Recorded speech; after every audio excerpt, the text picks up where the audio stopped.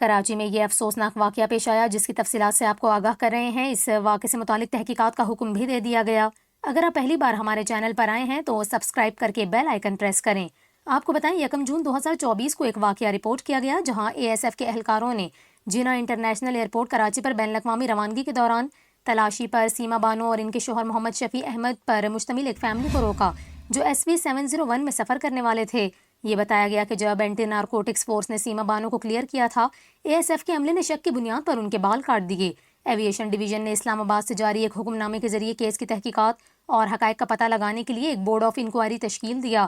حکم نامے میں کہا گیا کہ اسکیننگ کے بعد انہیں سوار ہونے کے لیے اجازت دی گئی، لیکن واقعے کے حقائق جاننے اور ذمہ داری کا تعین کرنے کے معاملے کی انکوائری کی جائے۔ وزارت ہوابازی نے اس واقعے کی تحقیقات کا حکم دیا جس میں ایئرپورٹ سیکیورٹی فورس کے عملے نے شک کی بنا پر ایک خاتون حاجی کے بال کٹوا دیے تھے۔